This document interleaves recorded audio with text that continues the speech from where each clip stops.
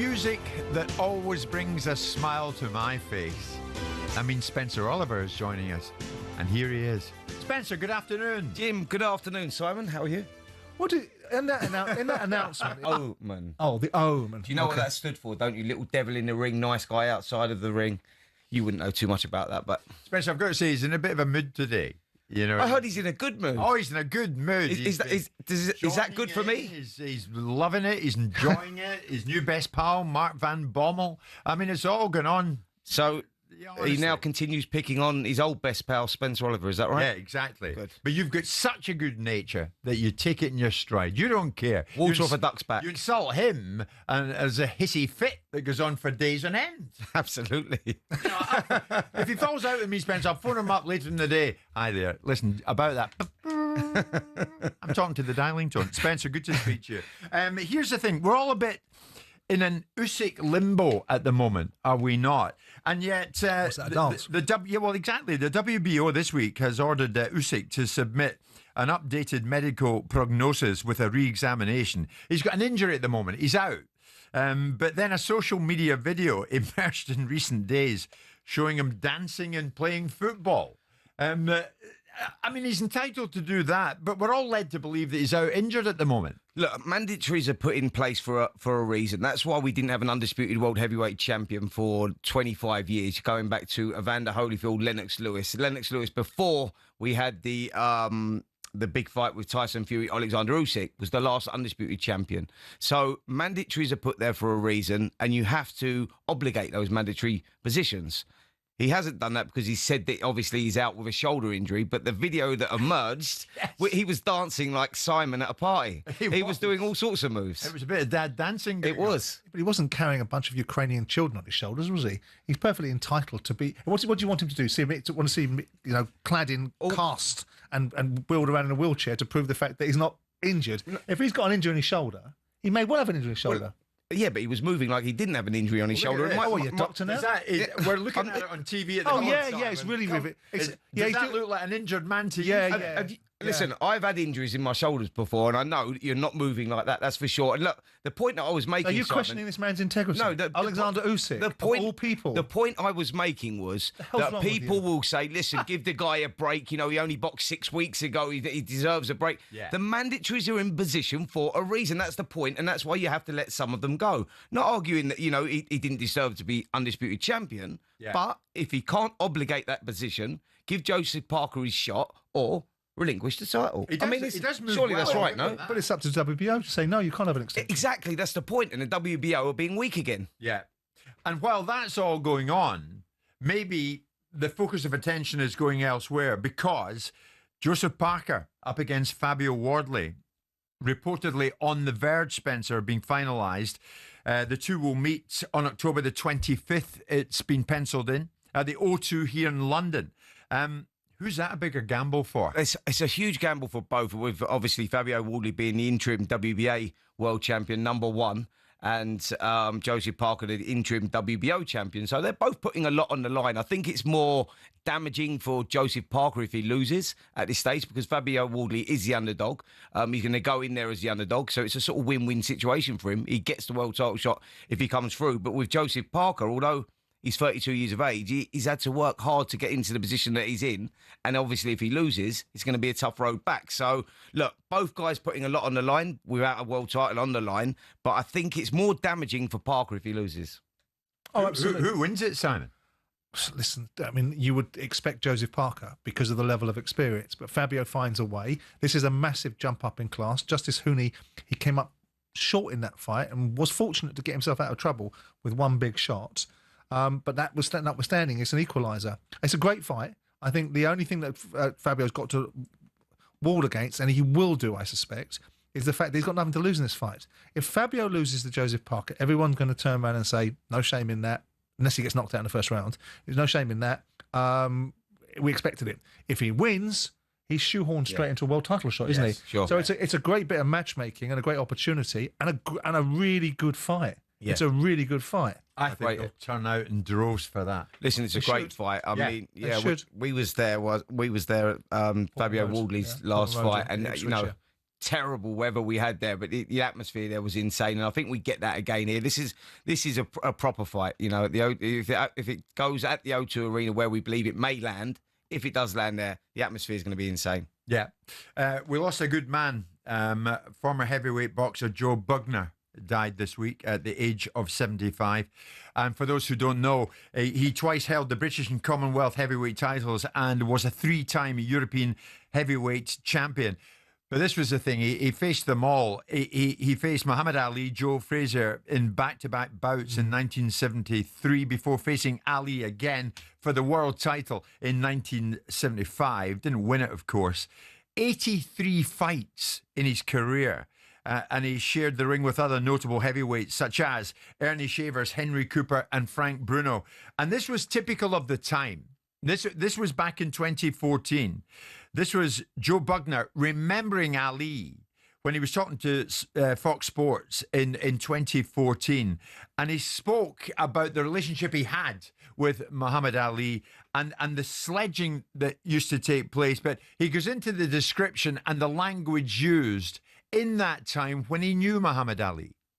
I went to New York to have a workout with him because he was making a comeback after being stripped of all the titles by the American government. Yeah. So I was there, and cut a long story short, he walks into the restaurant where we were having lunch, and he just wanted to know where the hell was this white boy.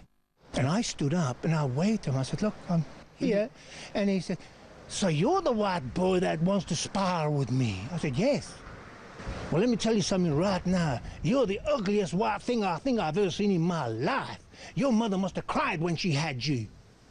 I thought, whoa, hang on. I said, hang on, put a lid on it, mate.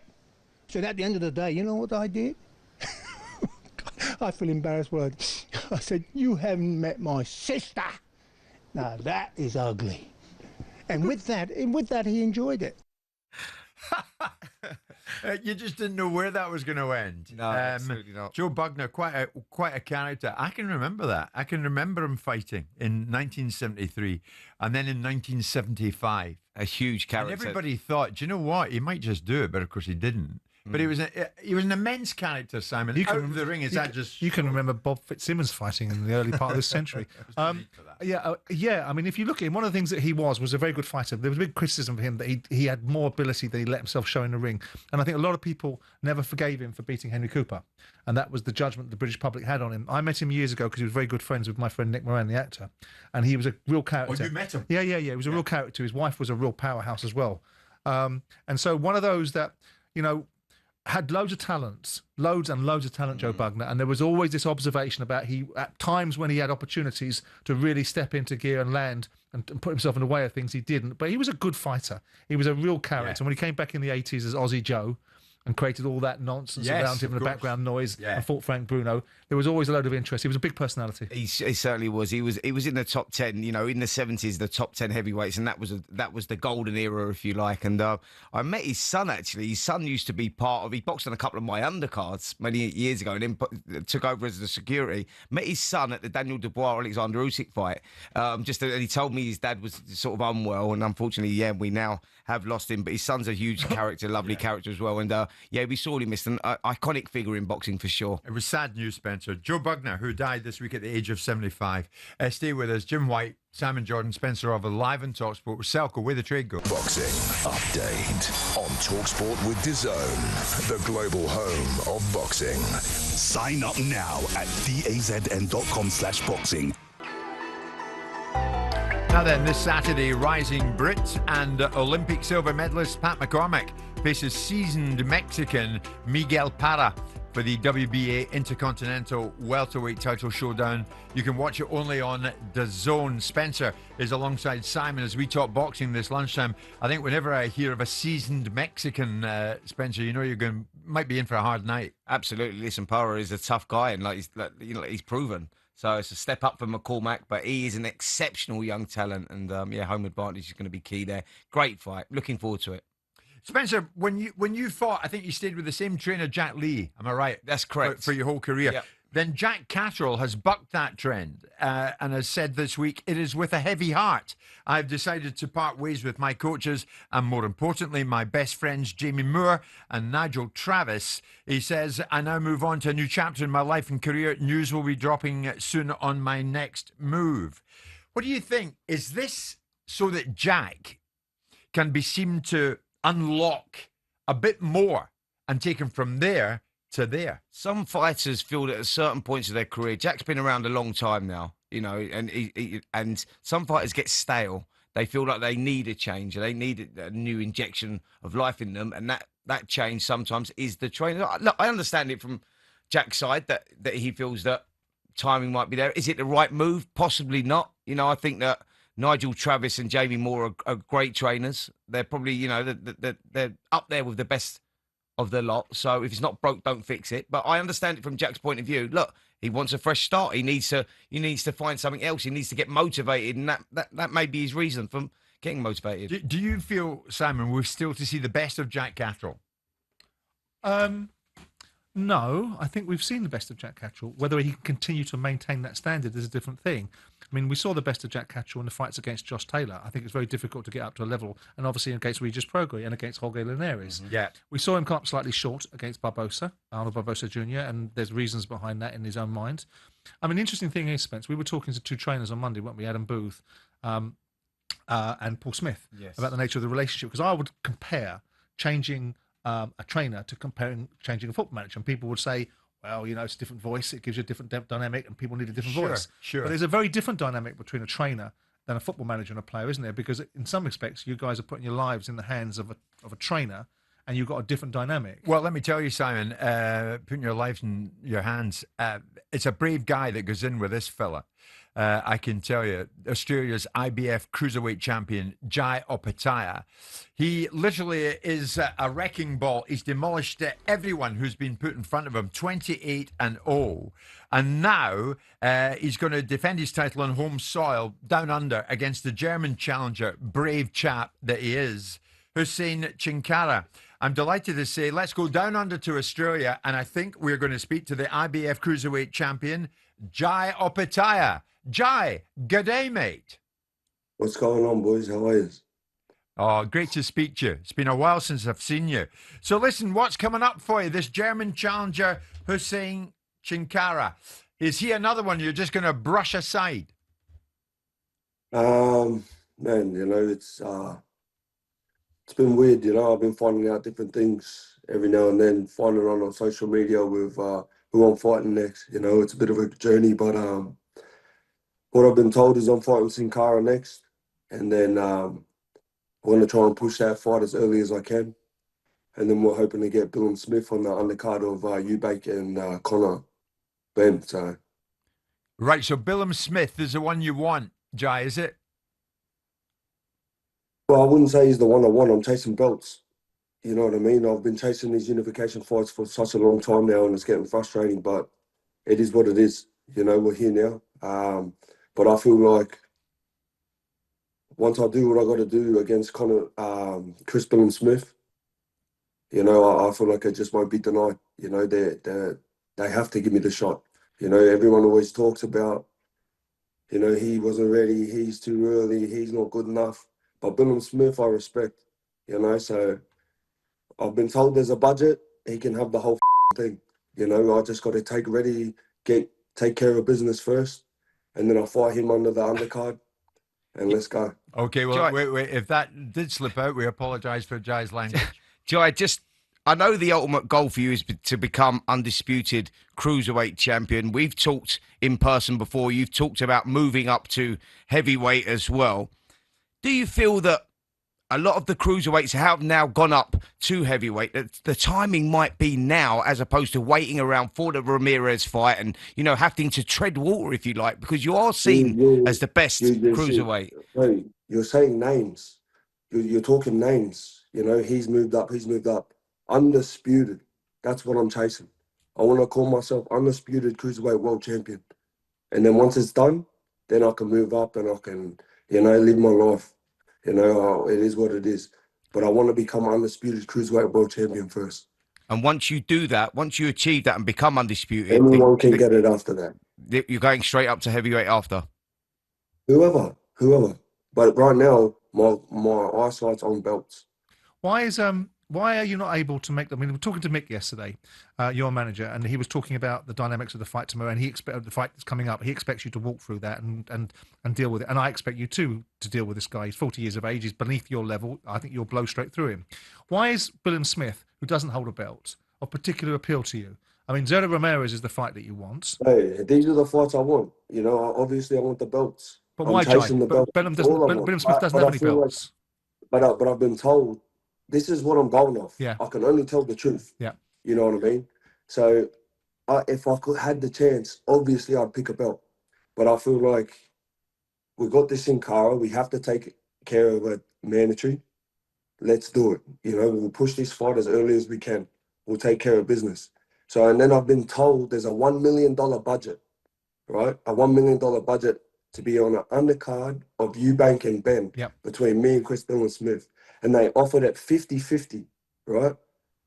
So he said, I'm not fighting Jai unless I get a meal. Well, take the meal. Yeah. Take the meal. That Jai first time rounds. We got it. We got that on the first bounce. We got that on the first bounce. Yeah. All right. We got that. So I mean, need to watch our language, Jai. Jai, and I'm saying that from the safe distance of the UK as you're in Australia. If you're wanting to fight on the Eubank Ben fight, when's that? November, Spence, or is it October? November the 15th. November the 15th. So you're going to have to be out pretty soon, Jai, aren't you, against this other guy? Man, it is what it is. You know, like this is the plan. If it all works in our favour, take it. You know, like I've always backed myself. I'll do the hard work. Let's do it. Do you think fighting Billam-Smith will be your hardest test? I think the fights that you had against Breeders were hard. I think most of the fights, with respect to you, Jai, I'm a big admirer of your talent. You've been on a level above these guys. Fighting Ellis Zorro and fighting Jack Massey, whilst you may respect them as fighters, they're not on your level and they've been easy night's work for you. Breeders was a different kettle of fish. Do you think Billam-Smith is a very difficult night's work for you? I believe he's a hard fight. I believe he's a respectable fighter. But that's why I feel is when I fight him and I do what I do against him, they cannot deny it from there. Our unification has to come from there. Like what you're saying, I haven't fought him, he was too early. There's always an excuse because of what I do to him. But everyone thinks you're the monster, Jai. So the only reason that you're not getting a Ramirez fight is because they're ducking you. So are they scared? Is that what you're saying? That's the point, Jai, isn't it? But if you go and do a number on Chris Billam-Smith, do you think it's going to deal with him in no short order? Which we'll debate whether you can or can't. How is Ramirez going to want to run into a ring with you after that? Because he's a fighter. Yeah. We're fighters. So is he not ducking you already, though? I don't know. The opportunity hasn't come. I don't understand it. You know what I mean? I don't know the politics of this. Jai, language. You need to watch our language. With the money side of the cruiserweights, that's what doesn't help it, does it? Because we're talking about someone of your stature going into a fight where there's only $1 million on offer, whereas in the heavyweights, you know you're going to get that for tune-up fights. Hey, unification. We get the unification. Hey, these heavyweights they're always going to be there. This unification opportunity to call myself undisputed will never, once I got the heavyweight, it's gone. That's what you want. It's gone. And I might once I tick that box as an undisputed cruiserweight champion, right, then I can live my life and go, bruv, you know what I mean? Yeah. But I don't want to look back and go, you know, Whoops, there was another one. Jai, we're running out. What we have here is a dump button, and we've exhausted the number of dumps we've got for any foul language, so we do apologise for that. Jai, I'm probably asking for major trouble in asking you this. You fear no one, don't you? Even at cruiserweight now, and if you go up to heavyweight, which we're sure you will, you fear absolutely no one, don't you? I've watched you. You destroy everything that's put in front of you. That's not the facts. You know, it's not about that. You know, it's just I respect the sport, and I've fought my whole life, so I feel like the best should fight the best, and let's figure it out. You know what I mean? Like, it's not about fear. You know, push yourself towards fear. If it's scary and they're good fighters, fuck, that should make you want to fight. You know, that should push you towards it. So, got you. Let's go. Jai, it's seldom I feel this relieved coming to the end of an interview, but we feel immensely relieved here in this part of the UK. And thank you, but in all seriousness, mate, thank you for joining us. Good luck against Huseyin Shinkara. I feel for the fella, but there we go. Appreciate it, boys. Thanks for having me. Quick apology from me for any of Jai's language that may have offended you out there. It's 12:30. It is Thursday lunchtime. It's Jim Whyte, it's Simon Jordan, and it is Spencer Oliver. And we're live in talkSPORT as we talk boxing, as we always do at this particular time in the week. And let me tell you guys, bare knuckle boxing returns to talkSPORT this Saturday night. This Saturday we have live bare knuckle boxing over on the talkSPORT Boxing YouTube channel. Former heavyweight boxer Lucas Brown is making his bare knuckle debut on the card, which is live from Bristol. I'm delighted to say we're going to be joined now by a gentleman who, one-time fighter, of course, of considerable repute, but he himself has got a bare knuckle boxing appointment very soon. In fact, in Leeds on October the 18th, when he's going to be taking on a man by the name of Tyler Goodjohn. Let's go all the way. We've been down under with Jai Opetaia, and that was eventful. Let's go all the way to New Jersey in the US of A and join Paulie Malignaggi. Paulie, how are you? I'm all right, guys. How's it going? Good to be on. Great, mate. Great to see you. You're outside enjoying some fresh air. The same Jai Opetaia joined us live a few moments ago, Paulie, and he turned the air blue with some of his language. We know we can trust in you. I'm good, man. I'm good. I'm past that age already. Good to speak to you. Listen, is this thing catching fire as we think it is? Bare knuckle boxing. Lucas Brown in action on the event that's coming up on the talkSPORT Boxing YouTube channel, and that's from Bristol here in the UK. And then you're in action soon over here too. Yeah. I think it's not only catching fire, but I think it's also something that I think the modern fight fan really enjoys and appreciates because, let's face it, pro boxing is obviously the gentleman's sport. Has been around a long time, and it is. I don't think it's going anywhere. I mean, I have to say that's how I buttered my bread for a long time. But if you notice, bare knuckle boxing, we live in a time with technology, everything is so fast. It's instant gratification, touch screens and swiping and scrolling. And I'll compare it with the fighting here, bare knuckle fighting. There's no feel out rounds in bare knuckle. You get straight to it right from round one, right? I mean, right from round one, if you notice a lot of the fights, there's no feel out round because any little punch can cut you, any little punch can bruise you. So you don't really have a chance for a feel out round in this sport. Things get right to the action. And it's just like the modern fan, the modern human being appreciates their life, instant gratification. They don't want to wait to break into the fight. They want the fight to start and enjoy themselves right away. And I think that is part of the reason. That psychology is part of the reason why bare knuckle fighting has sort of had this resurgence in the last decade. And little by little, it's getting to that big popular stage now. Paulie, you had an incredible boxing career, winning world titles at 2 weights, and you had a long career as well. I understand this BKB and I understand the discipline that it is. It's a different combat. But why would you want to take part in it yourself? Like, what is the reasoning behind you going into it yourself?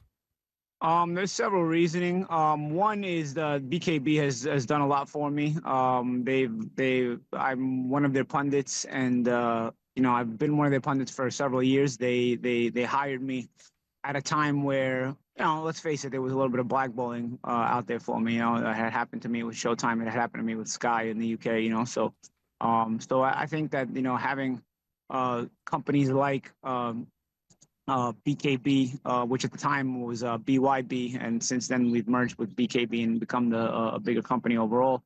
Having BKB, give me that opportunity. Also with ProBox TV, which I still currently work with as well. I think these two companies are really companies that really are dear to my heart because they were there at a dark time in my life. So I think giving it a chance to grow even stronger with the name recognition I can bring to it is one of the things that made me make the decision to do it this way. Also, we live in a time where a lot of things are expensive, and life is like life gets in the way, right? I at this point in my life, I live in America, and I'm like, man, I would just love to be able to move back to Sicily, and I told my friends and family, I'm like, I think I can make a plan here. I think if I win a few fights, I can come back, win a few fights. I can actually pay off some mortgages here. 'Cause I'm a little bit spoiled. Call me spoiled, call me whatever you want, but I don't want to get rid of what I've got in America to move back to Sicily, But I'd like to keep what I got in America and move back to Sicily. So I don't know. Maybe I want my cake and eat it too. But if I can win some fights in BKB, I'll really make a little run here. I think I can be able to have my cake and eat it too. But we'll see. We'll see how that goes. Obviously that's a big thing. And then lastly, Spencer, it's just the opportunity to do this one last time. Being in my mid 40s, it's one last opportunity, because I think if you pass this age, past this mid 40s age, I think your body starts to really eventually take a downturn. Not that you can't be healthy and be older, but you can't be healthy enough to be a pro athlete and be older once you pass this stage. So I was also one of those things where it's like I'm at the point in my life where if I'm going to make one last decision to do this before the ship has to sail completely, I have to do that right now. So it's I think those three things. It was a combination of those three things. It's funny because I've heard opinions on all of them, and I can't say anyone is right in particular, or anyone is wrong in particular. But I think it's a combination of those three things. Paulie, your legacy is cemented in the boxing ring, well respected there, and you're a well respected commentator as well. If we look at recent names that have gone back into the BKB or bare knuckle boxing, whatever it is, that were former boxers, you're talking about Frankie Gavin, who was a former world amateur champion, but done well as a pro as well. He got knocked out in like 20 seconds. Hannah Rankin had a horrible knockout. She's a 3-time world champion as well. And you just go, why would you put your legacy on the line going back in at a stage where you go, you're not going to have improved from when you retired as a boxer, a few years ago. You're now mid-40s. Why would you put that reputation on the line? Spencer, that's a great question, and those are really some really good comparisons. But I don't think that they apply here, because I did a form of bare knuckle a few years back, and I felt like I boxed pretty well. It's just I broke my hand, and I didn't really get to show the entire repertoire. I ended up having to fight the majority of that fight with one hand. And I felt that even one-handed, I probably deserved that decision anyway. So I felt like really the fan base in bare knuckle hasn't seen the full potential regardless, right? Because you haven't seen me with two hands. And obviously, if I'm able to fight pretty well one-handed, imagine what I can do in a two-handed fight where I start to get my timing down and so on and so forth, So I think that for sure there's a part of the population that probably thinks they're going to expect to see what they're going to expect to see, but they don't. They don't, because when you get me with two hands, I'm a different person. Yeah. As with any fighter, I think, for that matter. But you have to be intelligent enough to understand that kind of simple logic. Secondly, when it comes to Gavin and Anna Rankin, no disrespect to them. I feel like I was always a higher level than fighters like that anyway. And I think, when you look at some of the other fighters that have fought in bare knuckle in general, come back to this kind of sport in general. There's been some former boxers who've had very successful runs, either in BKB or the rival network, or the rival company, So I think that, there's boxers that do a really good job. Yes, I have a legacy. Yes, there's a history there where I'm a little bit more recognizable. But there's certainly good boxers that are even assigned to BKB that are very, very capable, and they've shown their boxing to be very, very capable.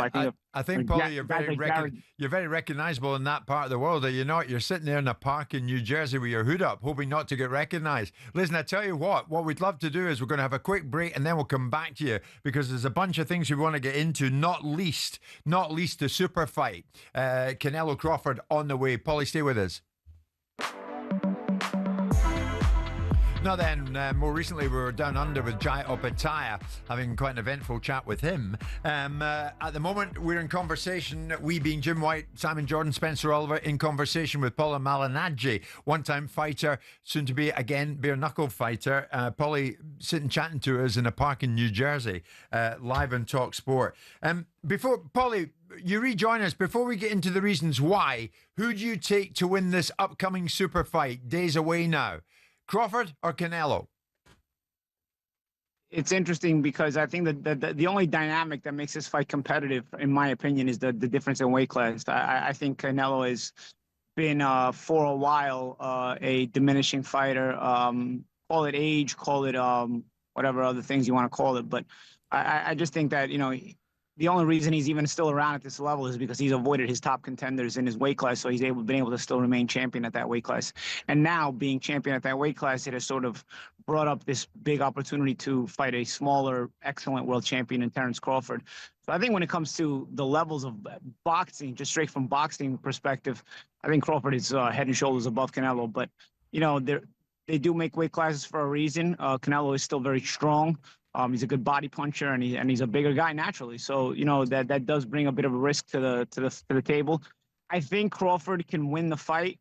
I just wonder whether he can get a decision. That's always the question with Canelo, right? Can Canelo get a decision? I mean, can Crawford get a decision over Canelo? Can anybody get a decision over Canelo? We know Bivol did, but Bivol essentially won a 10-2, 11-1 fight, and they barely gave it to him. Yeah, maybe good point. 7-5. Here's Spencer. So that's Paulie, there's a lot made of, jumping up 2 weight divisions. We saw Sugar Ray Leonard do it against Marvin Hagler, and the greats can actually do that, can't they? And when you see them head-to-head, actually, Terence Crawford, he's filled out very, very well.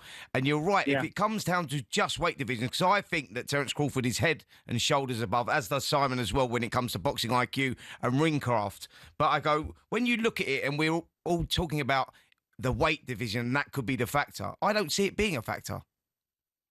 Over the course of 12 rounds, I think it can be. If this is not like a street fight where it lasts a couple of minutes and then you're done anyway. Over the course of 12 rounds, I think it can be. But where I do agree with you, Spencer, is can Canelo track down Crawford in a way where he makes it physical, he makes it a bit tougher physically, and that's where I start to wonder. Okay, Crawford's boxing IQ may be so superior that it could be a different level, and it could affect him in a positive way, and Canelo may not even really be able to get to him, and that's where you start to think, okay, Crawford's boxing IQ may make it to another level. So we'll see. We'll see how it plays out. I think Crawford's a better boxer. You think Crawford's a better boxer? Simon, a brief one on this with Paulie before we leave. Oh no, I agree with a lot of what Paul said. But I was going to ask you, Paulie, when you made the observation about Alvarez ducking people, who are you talking about? You're talking about Benavidez? Benavidez and Morel, specifically, namely. But throughout his career, I felt like he always ducked the top guys in his weight classes. When Jamal Charlo was Jamal Charlo, and I'm not talking about the current Jamal Charlo, he was his mandatory at 160 pounds. Golovkin fought everybody except Charlo at 160. There was also a time where Demetrius Andrade was very, very dangerous and a very, very good fighter. And Canelo made like Demetrius Andrade didn't sell anywhere. But then he decided to fight Rocky Fielding or even Avni Yildirim, who also were completely unknown outside of wherever they were from. So I do think there's a bit of hypocrisy, and I get some criticism for it. But I do think there's been a bit of hypocrisy about Canelo. I also think that he likes to fight smaller guys. I think of guys like Josecito Lopez, for example, who he fought years ago at 154 pounds. Josecito was a blown up 140 pounder.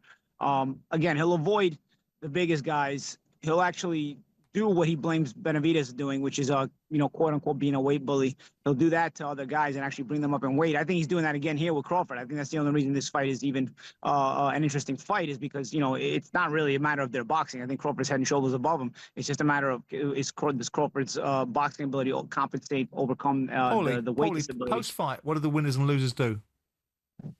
What post fight? I think if Canelo has to win, he's gonna have to cut off the ring, be pressure, and bring the fight to Crawford and trap him. To offset that, Crawford has to box and use his legs, but he can't run. He's got to box. If you start moving too much, you're gonna wind up in flight and you're gonna risk getting fatigued. I think one advantage Crawford has is he's a two stance fighter. He can fight at a right-handed stance, he can fight at the left-handed stance, and he's very, very slick out of both stances. And he's very, very deceptive out of both stances. I know Canelo has some good sparring partners that also switch in camp. I've heard he's got Darrell Valsaint in there, who's a very good prospect that I've seen fight several times. He's also got Jaron Boots Ennis, obviously.